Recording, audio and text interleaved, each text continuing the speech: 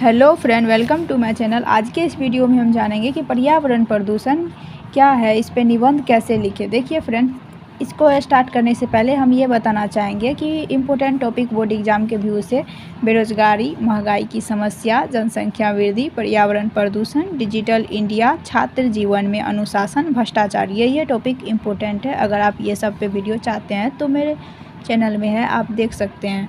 ये question bank के हिसाब से ये टॉपिक इम्पोर्टेंट है। तो चलिए फ्रेंड, आज के इस वीडियो में हम जानते हैं कि पर्यावरण प्रदूषण पे निबंध कैसे लिखें। सबसे पहले फ्रेंड, जब भी आप निबंध लिखें तो ब्लैक पेन और ब्लू पेन का यूज करके लिखें और ज़्यादा कट छट ना करें और साफ राइटिंग में और वर्तनी पे ध्यान दें। फ्रेंड चलिए अब हम लोग लिखते हैं। देखिए प्रस्तावना देखिए, प्रस्तावना में क्या लिखना होता है फ्रेंड, कि जो आप लिख रहे हैं उस टॉपिक का एक संक्षिप्त में परिचय दीजिए।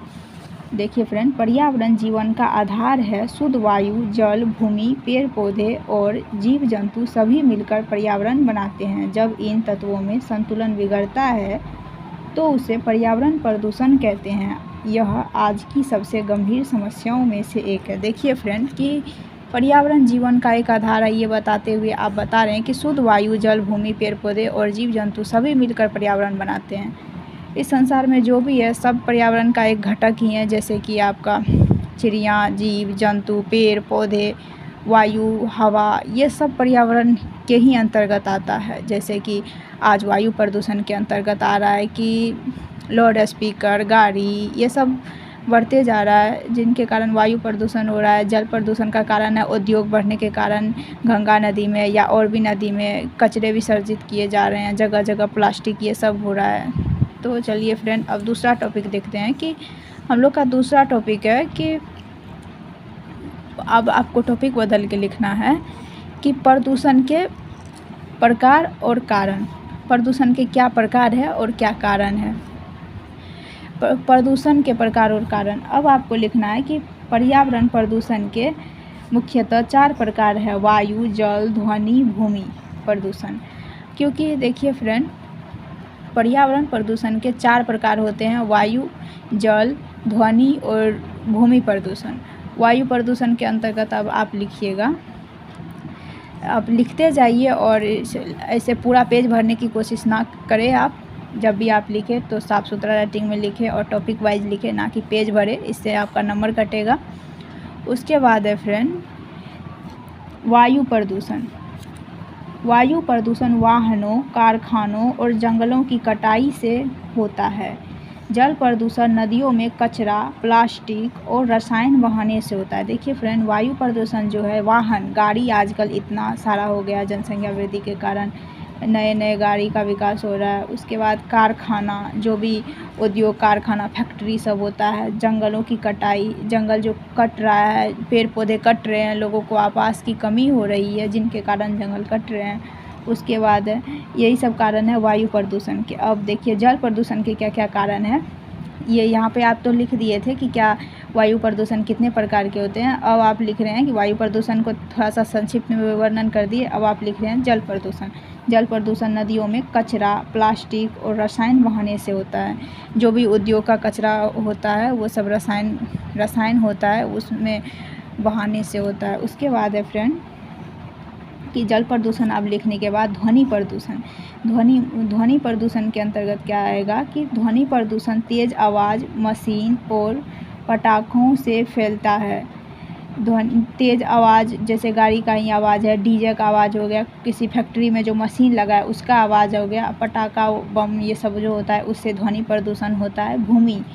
भूमि प्रदूषण प्लास्टिक और रसायन कचरे से होता है। भूमि प्रदूषण जो है प्लास्टिक, रसायन, कुछ समय के लिए तो ये प्लास्टिक का जो ये पन्नी वन्नी था ये सब तो बंद हो चुका था, लेकिन पूर्ण रूप से बंद नहीं हुआ। उसी तरह से भूमि प्रदूषण प्लास्टिक और रसायन कचरे से होता है। जनसंख्या वृद्धि, शहरीकरण और औद्योगिकरण इसका मुख्य कारण है। नए मशीनों का विकास हो रहा है जिनके कारण भूमि प्रदूषण बढ़ते जा रही है। उसके बाद है फ्रेंड प्रभाव। अब इसके प्रभाव क्या हैं उनको लिखना है हमें। तो चलिए फ्रेंड, अब इसके प्रभाव को लिखते हैं। अब न्यू टॉपिक दीजिए और लिखिए प्रभाव। प्रदूषण से न केवल मानव स्वास्थ्य प्रभावित होता है बल्कि पर्यावरण संतुलन भी बिगड़ता है। प्रदूषण से सिर्फ़ और सिर्फ मानव ही नहीं प्रभावित हो रहा है, पर्यावरण प्रदूषण भी बढ़ रहा है। क्योंकि देखिए फ्रेंड, हमारा ग्लोबल वार्मिंग ये भी ख़राब हो रहा है। उसके बाद हमारी पृथ्वी का जो गर्माहट है वो भी बढ़ते जा रही है। अनेक कारण है। तो उसके बाद है फ्रेंड कि इससे सांस की बीमारी, अनेक बीमारी हो सकते हैं। ये पर्यावरण असंतुलन के वजह से, प्रदूषण के वजह से सांस की बीमारी, त्वचा रोग, जलवायु परिवर्तन, ग्लोबल वार्मिंग क्या होता है फ्रेंड कि हमारे वातावरण में जो है CO2 की मात्रा कभी कभी बढ़ जाती है, जिनके कारण ग्लोबल वार्मिंग होता है। मतलब ये गर्माहट बढ़ जाती है, पृथ्वी का हीट बढ़ने लगता है। उसके बाद है फ्रेंड प्राकृतिक आपदा जैसे बाढ़, सूखा बढ़ रहा है। कुछ ये पर्यावरण प्रदूषण के कुछ प्राकृतिक घटक भी है, जैसे बाढ़, सूखा, अकाल, ये सब हुआ। उसके बाद है फ्रेंड समाधान। अब आपको लिखना है कि समाधान, इन पर्यावरण प्रदूषण का समाधान क्या है। प्रदूषण को रोकने के लिए अधिक से अधिक पेड़ लगाने चाहिए। वाहनों और प्लास्टिक का प्रयोग कम से कम करना चाहिए, क्योंकि प्लास्टिक से भूमि प्रदूषण होता है, जिनके कारण और जनसंख्या वृद्धि के कारण पेड़ की कटाई अधिक होने से हमारे पृथ्वी का असंतुलन भी बिगड़ रहा है। यहाँ हीट ज़्यादा बढ़ने लगा है। और इस समाधान में और लिखना है आपको कि औद्योगिक कचरे का उचित निपटान और जन जागरूकता आवश्यक है।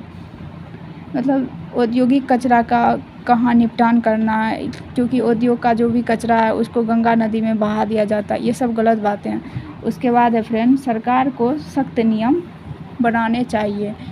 आखिर औद्योगिक कचरा जो भी है या पर्यावरण प्रदूषण का जो कारण है, उसको निपटान के लिए सरकार को भी एक सख्त नियम बनाने होंगे।